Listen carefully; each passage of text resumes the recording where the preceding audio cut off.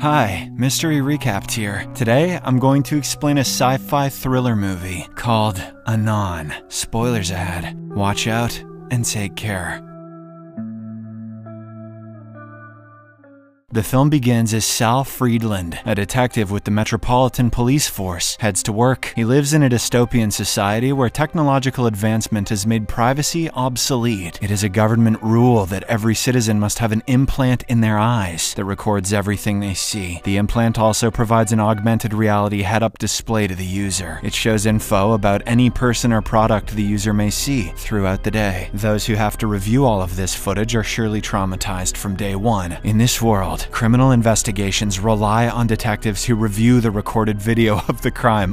They then assess whether an alleged perpetrator is innocent or guilty. However, as Sal walks towards his office, he runs into something really weird. He sees a young woman who triggers a glitch in his eye implant, and no data about her is shown on his heads-up display. Though surprised, Sal continues on his way to work, as he has many cases to look into. At the office, his first client is an old man whose son has not been answering his calls. Sal goes through the ether, a massive database of point-of-view footage, and finds troubling news about the old man's son. He hesitantly shares the video, which shows the son jumping from a building and unaliving himself. This devastates the old man, and he leaves the office in tears. Later, while going through his next client, Sal gets an emergency call to investigate a recent murder. He immediately heads to the given location and soon arrives at a luxury penthouse. Turns out a man named James Cray was shot in the head an hour ago. Sal goes through Cray's file in the ether to find out what the victim saw before he died, but to his utter surprise, Cray's visual record does not have his POV footage. Instead, it has been replaced with the killer's POV, effectively hiding the criminal's identity. This means that before he was shot, Cray saw himself through the eyes of the killer. It confused him so much that he couldn't run away. Meanwhile, Sal's colleague, Detective Charles, reveals that this is not an isolated event. Another case from Baltimore was also exactly the same. The victims' eye implants were hacked before their deaths. They have no data or footage about who could have possibly committed these crimes. Suddenly, Sal remembers the mysterious woman he saw earlier that day. There was no data about her on the ether, so her heads-up display was empty. He begins to suspect she might have something to do with these cases, so he shares his POV footage of her with Charles. The following morning, both Sal and Charles find out that the footage of the anonymous woman had been deleted from their ether. They can come to a conclusion that this woman has programmed a special algorithm which tracks and deletes any footage of her. Later, Lester Hagen, a tech expert working for the police, reveals something sketchy with Cray's footage. According to the physical records in the penthouse, Cray had a guest in his home just before the assassination, but in the footage he seems to be reading a book all by himself. Similar thing happened to the footage of the victim from Baltimore. It is revealed that all the victims had one thing in common. They had hired an expert hacker to delete pieces of their visual records that were either humiliating or incriminating. Cray wanted to edit out footage of him cheating, while the Baltimore guy wanted to remove footage of himself masturbating to the Teletubbies. I mean, his drug use. After doing what the clients want, the hacker seems to kill them. Then, the footage of their meeting is also edited out, so no one could track this psycho hacker. Charles reveals that the last person who Cray met before his death was a woman. The woman who Sal saw on the street also managed to delete her records from the ether. The heads-up display had shown her as Anon, the shortened form of Anonymous. From this point onwards, the police would also call her Anon and make her the primary suspect for the murders. That night, at his home, Sal is going through footage of his late son, who died in a car accident. Suddenly, he gets a notification about another murder and quickly reaches the site. In this case, the killer hacked into the point of view of two women simultaneously. They seemed to be lovers, and only a housekeeper was present when the crime was committed. Sal accesses the housekeeper's file and notices that her description of the perpetrator matches the Anon woman. As he continues investigating, he hears a sharp noise and realizes that the killer might be nearby. His intuition turns out to be true as someone begins to run away, and the detective gives chase. The killer runs into a subway, and Sal also runs down a flight of stairs that leads into the subway. At this moment, his visual feed starts to glitch, causing him to fall down the stairs. Sal gets up and tries to look for the perpetrator in the train, but soon he realizes that what he is seeing is being manipulated in real time. Before he can do anything about it, the killer vanishes into thin air. Once back at the police station, Sal shows his footage of how the killer managed to manipulate his vision, but none of those illusions appear in his ether records. To catch this advanced hacker, he decides to go undercover. Sal creates a false history as a stockbroker who engages in a brief affair with a hooker. He wants the hacker's services to get this footage removed before his fiancée can see it. So he posts a vacancy for hackers who can edit out a person's footage from the implant. Several candidates apply, but none of them match the police's description. One day, a woman who uses the handle Anon offers her services to Sal. He immediately realizes this is the one they are looking for. Therefore, he arranges a meeting with her while keeping Lester on standby. The IT expert will try to pinpoint her identity when she logs into the ether. Sal, as planned, asks to have his earlier encounter with the hooker deleted. Anon gets straight to work and hacks into his memories, while Lester scans her frequency from the other room. Sal guides her to the exact memory and tells her to make it seem like he spent the night alone. Anon easily does so and explains that she will remove herself from his memory as well. Sal then questions what she will do about his memory of her and looks straight at her face. Suddenly, Anon points a gun at him and tells him to turn around. He fully expects her to shoot, but she disappears into thin air. Minutes later, Lester barges into the room and reveals that he couldn't get her identity either. He could have just barged in on time and tackled her to the ground, but then the movie would be over. Back at the police station, Charles introduces Sal to cybersecurity expert Cyrus Freer. The young man, who is also into hacking, has been recommended by the office of the commissioner to assist in this case. That night, they manage to hack into Anon's POV feed, but still cannot find anything about her past. Anon is careful where she looks, not giving many clues about her location. The men seem to be mesmerized by her beauty, but Sal carefully examines the images on the mirrors and windows. Later, they notice her enter the ether, but still cannot track her down as she easily bypasses all the security protocols. She hacks through the eye implant of Jesper Nix, a money-laundering art dealer. Currently, he is dealing with Max Keener, a fraudster who is purchasing a forged painting. Anon removes this conversation from Jesper's memory. She then replaces it with a memory where he accidentally discovers this piece of art. The police officers, including Freer, watch her feed all night and yet cannot discover her location. These guys don't play enough GeoGuessr. She refuses to leave her room and has only analog devices in her apartment, making it impossible to track her. Early the next morning, they are accidentally kicked out of her feed, although she had no clue they were eavesdropping on her. That same day, they learn that Jesper has died in the same way. The commissioner of police, Joseph Kank, then arrives at the station, telling the detectives that this case is a priority now. He believes that there isn't a single person behind these cases. Instead, several hackers, who may or may not know each other, are anonymizing themselves to perform the crimes. To get a hold of her again, Sal goes undercover once more. Despite Anon's policy of not going through her client's files without permission, they patch his memory nonetheless. Sal pretends to have bought drugs from someone and hires Anon to remove the memory. Meanwhile, Lester waits in the adjacent apartment to catch up on her. She soon arrives for the meeting and jokes that Sal bought the drugs as an excuse to see her. While Anon works on his footage, he begins having conversations with her to give Lester enough time to bust her. He questions why she does this and whether she has an agenda. Anon initially dismisses his questions with vague answers, but there clearly is some chemistry between the undercover detective and the hacker. So she eventually reveals that she started burning her digital footprint when she was 18. Anon didn't stop until she had replaced everything digital with analog devices. After she had expertly patched his footage, the two end up kissing and making love. All the while, Lester is trying hard to pinpoint her real identity. Later that night, she goes through Sal's memories to delete this relationship, but while doing so, she catches a crack in his footage from a day ago. Anon looks deeper into it and eventually discovers his true identity. This worries her, so she loads her gun and immediately flees from the apartment. Just then, Sal, who is dressing up, hears a gunshot. He panics and goes outside, only to find Lester lying dead in the adjacent apartment. Minutes later, Charles arrives at the scene and tells a devastated Sal to go home and rest. The latter obliges and returns home, where he goes through memories of his son. Just as he sits down to drink, a message from Anon appears. She accuses him of betraying her and then hacks into his live feed. She begins to torture him with hallucinations by manipulating what he is seeing in real time. On top of that, she makes him relive the accident in which his son died over and over again. Sal stumbles outside his real apartment, plagued by the hallucinations. He sees that the lobby is on fire and that there are criminals everywhere. Unable to distinguish manipulation from reality, he begins shooting randomly. But seconds later, his neighbor emerges from a nearby apartment and calms him down. That afternoon, a tired Sal meets with Charles to inform him about his mental situation, but their conversation is interrupted when another detective arrives with bad news. Sal's neighbor was found dead with a bullet wound, and Sal is is the prime suspect. At the police station, they go through his files and see Sal shooting his neighbor, but the detective vehemently denies this and demands an autopsy report. Once he has it, he points out the large bullet wound. It looks like the neighbor was shot by a shotgun. Since he only has one government-issued 9mm pistol, he couldn't have killed the man. However, the superiors reject his explanation, order him off the case, and place him under house arrest with constant surveillance. Later, when Sal arrives home, he is being watched by two police officers, one of whom is outside his house. He knows they have hacked into his implant and are also watching whatever he is watching, so he cleverly places his gun in his holster away from his eyes. Sal then goes to bed, closes his eyes, and pretends to fall asleep. However, he soon starts walking while still giving the illusion that he's asleep. He sneaks outside and manages to knock out the police officer in front of his apartment. Following this, Sal thinks hard about the day when they were watching Anon's feed. He had noticed certain details in the reflections of her mirror and glass appliances. With this information, he eventually manages to track her apartment, but when he enters inside, she is ready to confront him. Anon already knew he would come and asks him for a quick chat. She then reveals that she did not kill Crass or Nix or the lesbian couple, or even Lester. She is being framed by another hacker with a similar skill set. I don't murder people, I just make them relive the deaths of their children and stuff. Anon shows Sal her own video record of the second operation in which Lester was killed. It clearly shows that he was already dead by the time she was fleeing Sal's apartment that night. She also says that this other hacker who is behind all the murders has already hacked into Sal's implant. The hacker is currently seeing through his eyes, or hers, meaning neither of them is safe anymore. After sending Sal her records, she makes a run for it again. Minutes later, Charles arrives at the scene to confront him about his behavior. Sal tries to convince him that there's another killer involved in this case, but the latter believes Sal has become too personally involved. He then suspends him from active duty. That makes no sense. Later that night, Anon hacks into Sal's feed once more and warns that someone is coming for him. She then gets into her car and heads to his apartment. Soon afterwards, Sal realizes that his POV is getting hacked in real time. Just like all the murder victims, he begins to see a killer coming towards him with a gun. At this moment, Anon arrives, and the killer turns towards her. Sal is still seeing through the eyes of the killer, which confuses him. In a shocking twist of events, the assassin is revealed to be Cyrus Freer, the cybersecurity expert hired by the police department. Cyrus reveals that he has been obsessed with Anon for years. He killed anyone who had sex with her out of jealousy, and erased every trace of her from their files. Anon tries to stop him from killing Sal, saying they can erase everything and simply disappear, but Cyrus is hellbent on shooting Sal first. In the meantime, the detective has managed to grab his gun and starts shooting randomly towards Cyrus's general direction. The hacker has never been confronted like this, so he runs away, dragging Anon with him. Sal somehow manages to follow them, and when all three are in a lobby, he blindly fires towards Cyrus. This time, the bullet hits his gut, and Sal can once again see normally. The detective then shoots Cyrus 3 more times, effectively making sure that he remains dead. In the aftermath of this event, the commissioner questions why Charles hired Cyrus, someone who had no record in the ether, but Charles responds that it was the commissioner who recommended him. They then realize that Cyrus had hacked their systems to make it appear so. That evening, Anon meets Sal in a public spot and apologizes for putting his life at risk to catch Cyrus. She tells him that her quest for anonymity is not because she has something to hide. Instead, it is merely because she does not want to share herself with the world. She then walks away and erases herself from Sal's files, bringing the movie to a sad end.